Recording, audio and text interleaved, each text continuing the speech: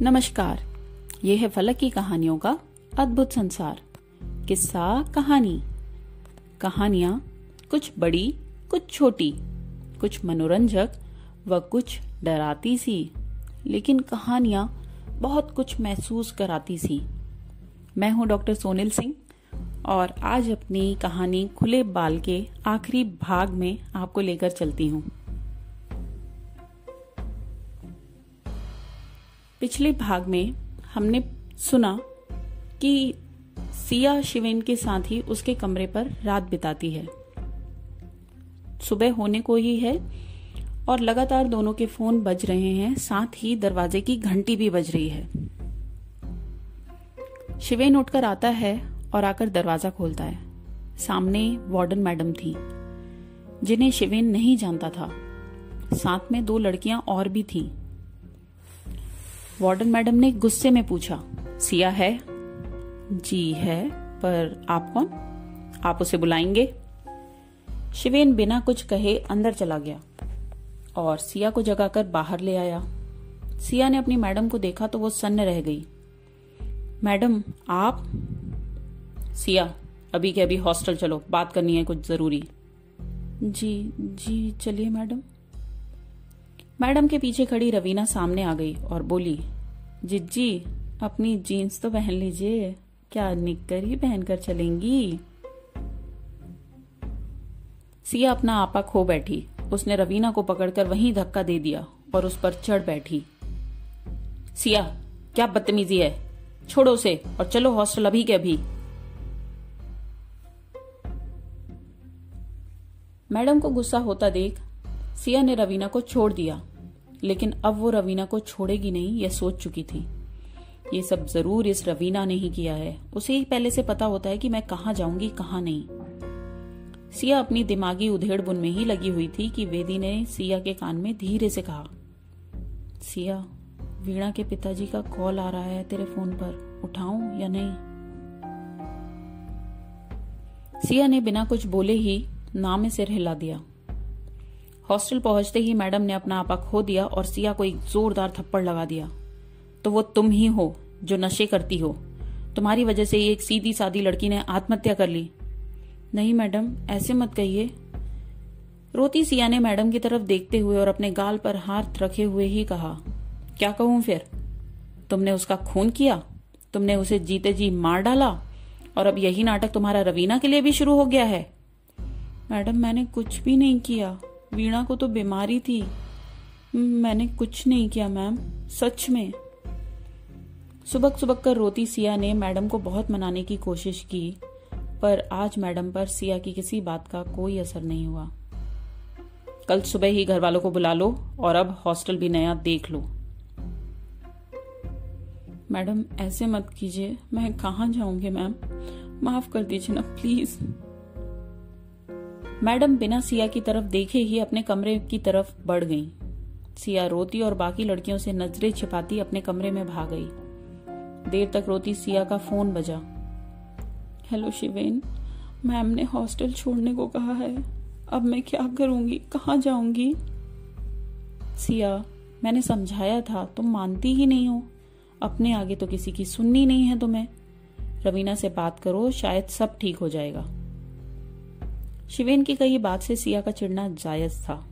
जिस लड़की ने सिया के जीवन में उथल पुथल ला दी हो, उससे जाकर बात करना तो दूर, सिया उसको देखने का भी नहीं सोचेगी। शिवेन, हम बाद में बात करते हैं, वीणा के पिताजी का फोन आ रहा है। ठीक है सिया, ध्यान रखो अपना और गौर करना मैंने जो भी कहा है उस पर। सिया ने झूठ कहा था कि पीछे से फोन आ रहा है, पर उसे बात तो करनी ही थी वीणा के पिताजी से। सिया ने फोन लगाया पर नंबर व्यस्त था। सिया एक बार फिर शून्य में खोकर बैठ गई। थोड़ी देर वीणा को याद करते उसकी तंद्रा टूटी जब उसका फोन बज उठा। फोन वीणा के पिताजी का ही था। नमस्ते अंकल जी, कैसे हैं आप? नमस्ते बेटा, मैं ठीक हूँ, आप कैसी हैं? मैं भी ठीक हूँ, लेकिन आपकी आवाज।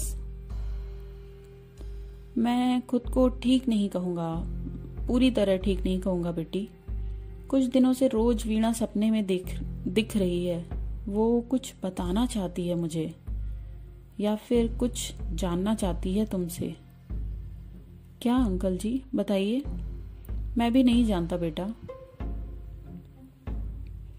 सिया 2 मिनट को शांत रही और अचानक ये शांति भंग करके फफक कर रो पड़ी।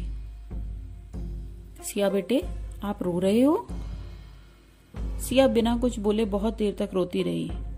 अब वीणा के पिताजी ने भी कुछ नहीं पूछा। सिया ही रोते रोते कह पड़ी, अंकल जी, रवीना आई है वीणा का बदला लेने। वो मुझे हॉस्टल से भी निकलवा देगी। वो मुझे यहाँ भी नहीं रहने देगी। रवीना कौन है अंकल जी? रवीना? नहीं बेटा, हम किसी रवीना को नहीं जानते। वीणा की तो 2 बहनें हैं जिनका नाम है वाणी और वासु। दोनों ही छोटी हैं और हमारे पास ही रहती हैं। आप किसकी बात कर रही हैं? सिया ने अपने आंसू पोंछकर खुद को थोड़ा संयम में लाकर अंकल को सारी बात कह सुनाई। किस तरह जब से रवीना आई है तब से उसके साथ कुछ न कुछ गलत और अजीब हो रहा है। कैसे उसे रवीना वीणा की बातों को याद कर दहलाती है, डराती है।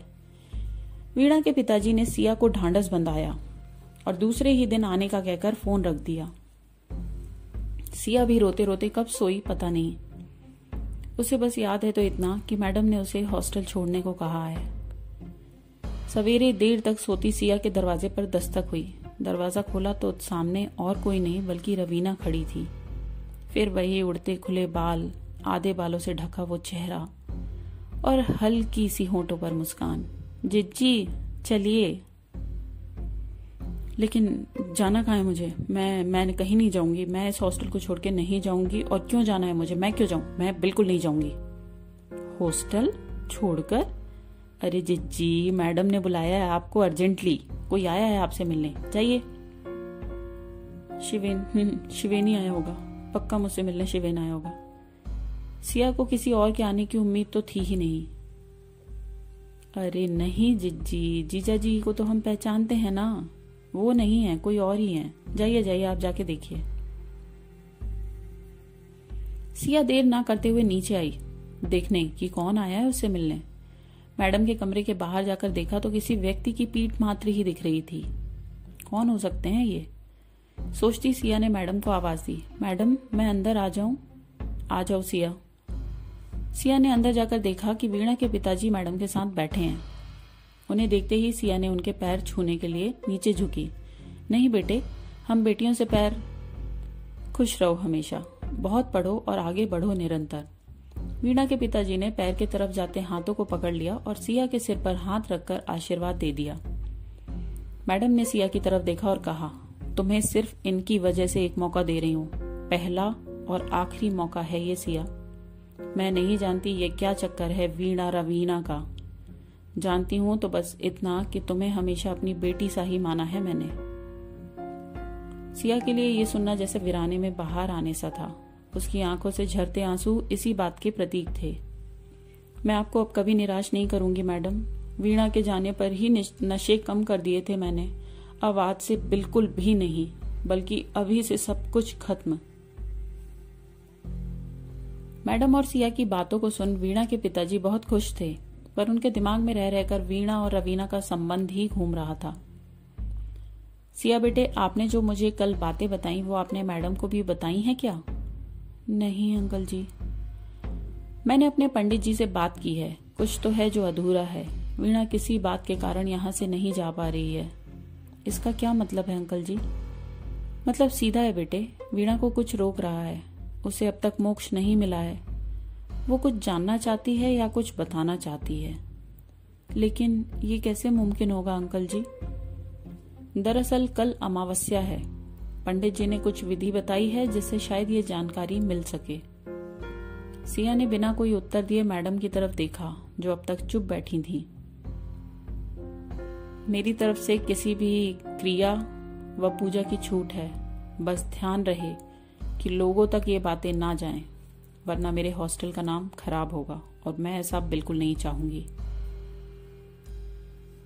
सिया ने 2 मिनट मैडम को देखा और उसके मन में वीणा की कही बात याद आ गई। जिज्जी, ये मैडम ना बहुत बड़ी वाली हैं, आप नहीं जानती इनको, हम जानते हैं। उनका हॉस्टल और हॉस्टल का नाम, बस, और कुछ नहीं चाहिए उनको, बस नाम। आपको लगता है आपको बहुत प्यार करती हैं, नहीं ना करती जिज्जी, सिर्फ हॉस्टल। सिया बात को याद करते हुए हल्का मुस्कुराई और मैडम की तरफ देखकर बोली, जी मैडम, हम ध्यान रखेंगे। चलिए अंकल जी, बताइए क्या करना है।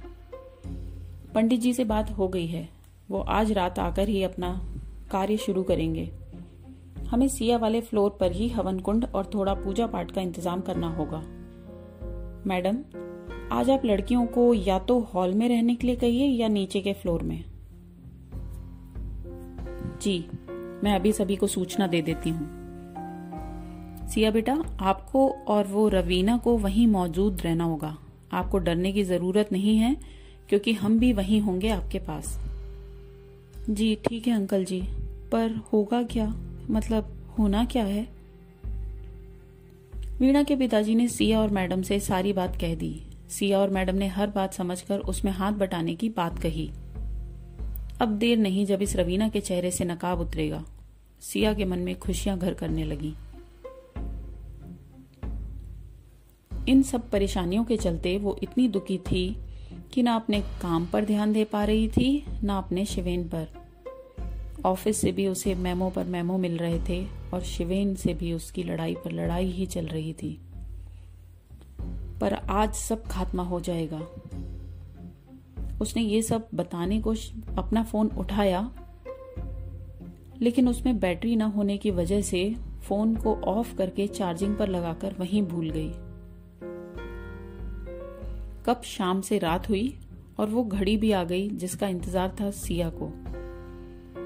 रवीना की सच्चाई को जानना सिया के लिए बहुत जरूरी था।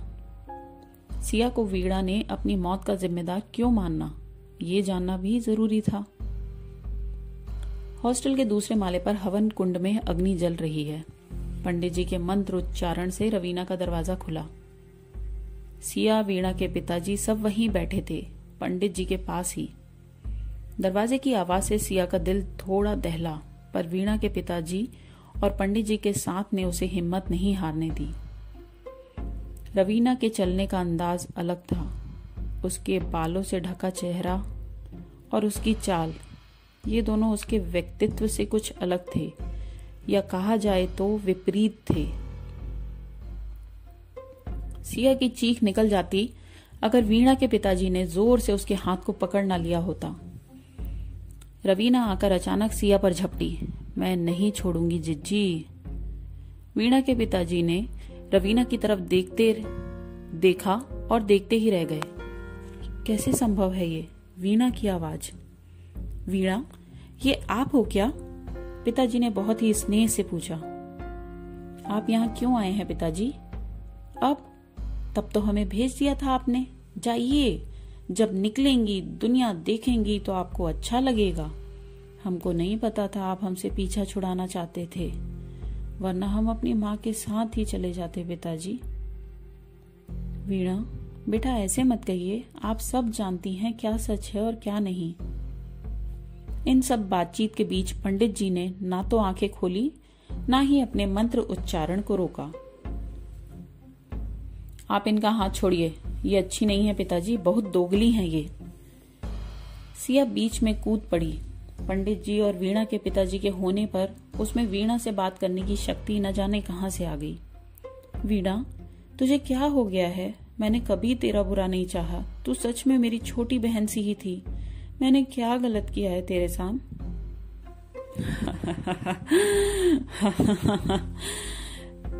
वीणा जोर जोर से हंसी और फिर झपटी सिया की तरफ। इस बार पंडित जी ने आंखें खोल दी और रवीना पर कोई भस्म फेंकी, जिससे रवीना शांत हो गई। इनसे कहो ये सब ना करें, मुझे पहले ही बहुत तकलीफ दे चुके हो आप सब। रवीना के भेष में वीणा बोली।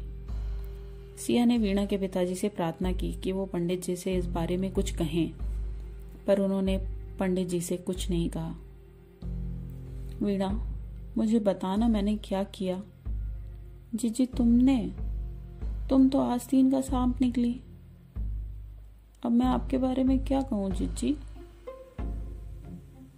मैंने क्या किया है गवार, बता भी देना। सिया रो पड़ी। उसके आंसुओं पर वीणा और ज्यादा भड़क उठी। क्यों घड़ियाली आंसू बहा रही हो? बंद करो इसे, वरना अच्छा नहीं होगा।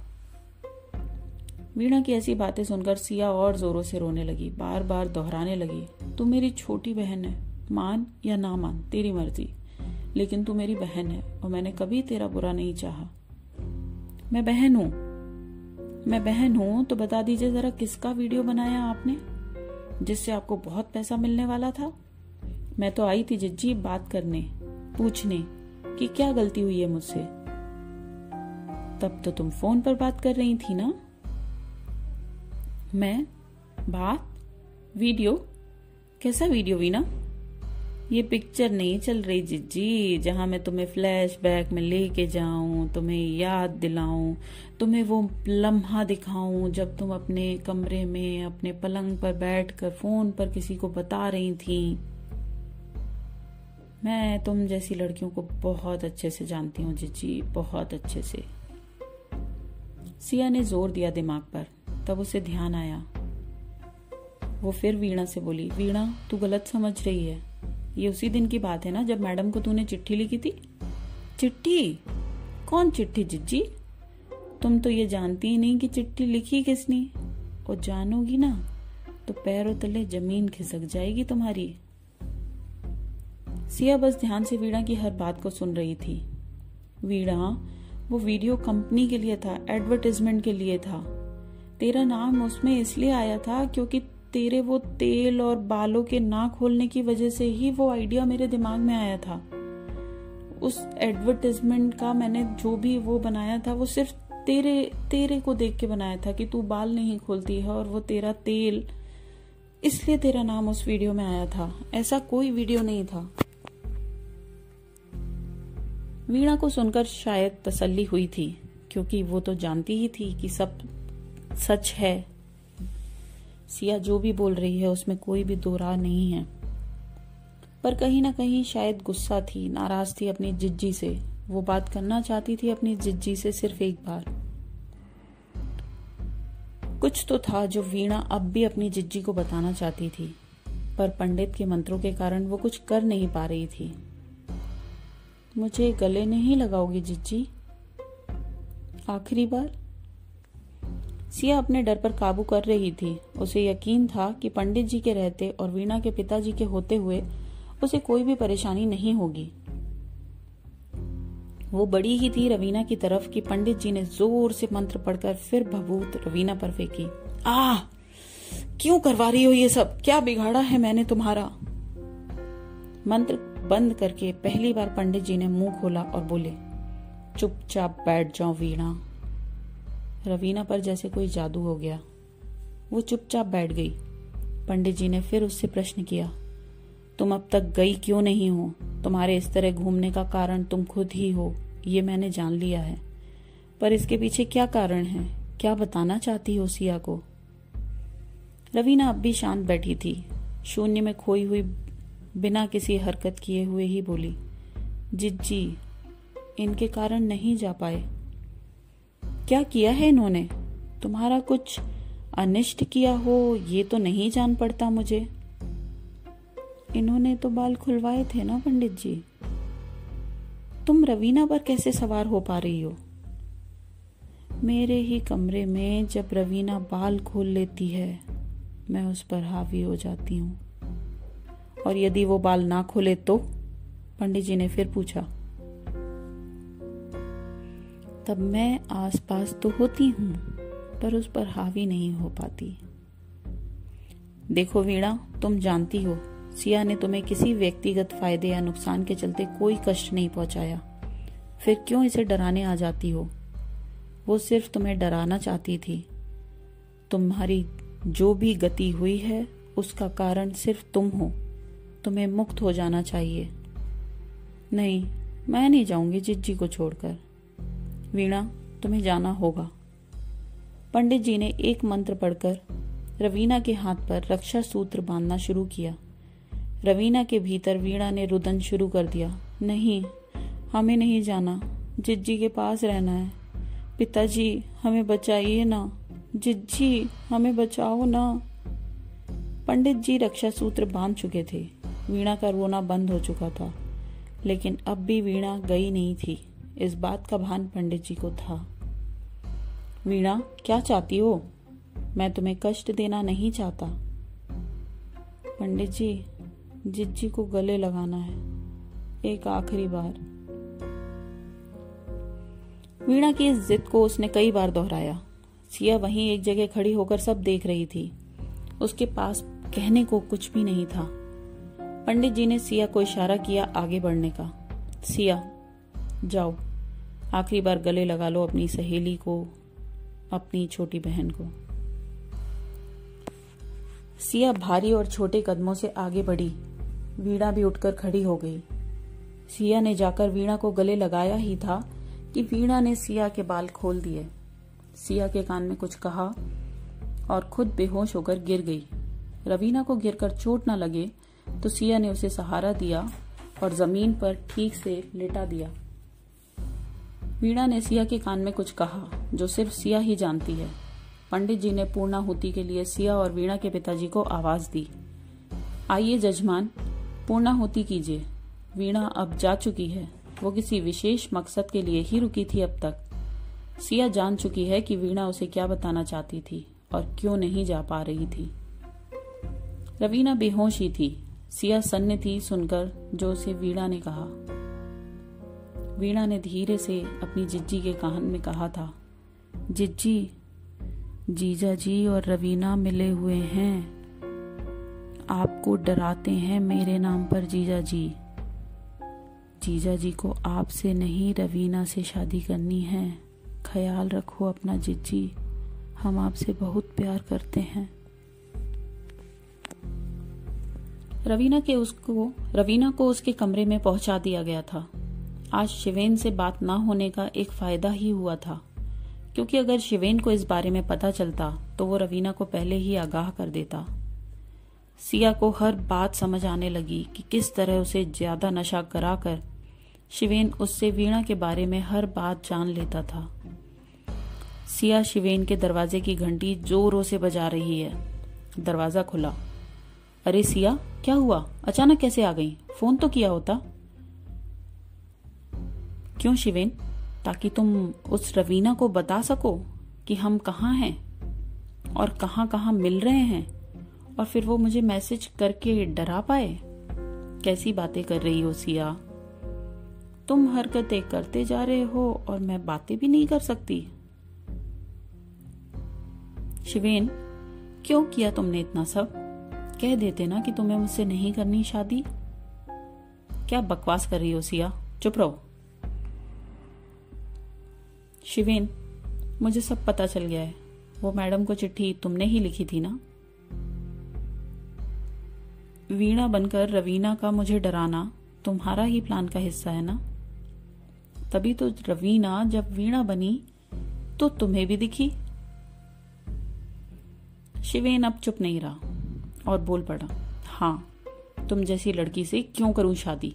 मैंने ही लिखी थी वो चिट्ठी और उस वीणा को सब पता लग गया था। उसने मुझे और रवीना को मिलते भी देख लिया था। रुककर समझाया भी था उसे, पर समझी नहीं। मतलब वीणा जानती थी तुम्हारे और रवीना के बारे में? हाँ, जानती थी। उसी दिन सच जाना था उसने जिस रात वो मरी। अच्छा हुआ खुद ही मर गई, वरना मुझे कुछ इंतजाम करना पड़ता। सिया का खून खौल उठा। उसने शिवेन को मारने हाथ उठाया ही था कि शिवेन ने उसे धक्का देकर गिरा दिया। सिया के सिर से खून बह चला। उसका कपाल फूट गया था।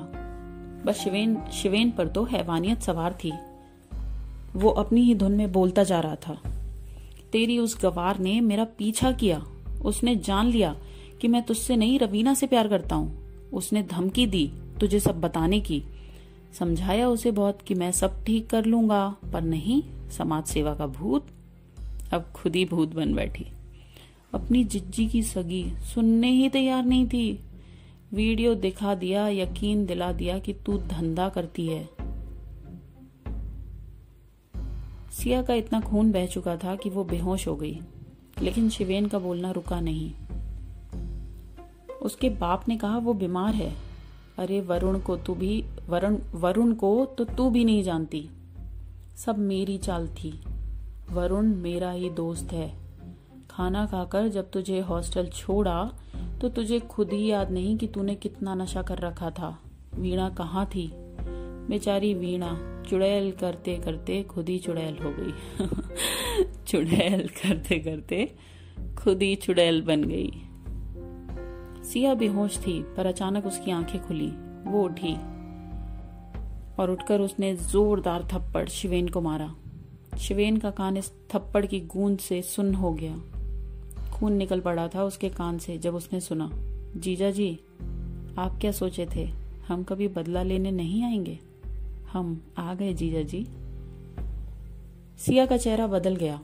वीणा के चेहरे को देखकर शिवेन का रंग सफेद पड़ गया था, बिल्कुल वैसे ही जैसे उसने कोई चुड़ैल देख ली हो। शिवेन बेहोश होकर गिर गया और आज तक नहीं उठ पाया। उसे लकवा मार गया। ना बोल पाता है ना चल पाता है। महीनों हो गए उसे हॉस्पिटल के उसी कमरे में सड़ते हुए जिसमें उसने वीणा को नशे का इंजेक्शन दिलवाया था।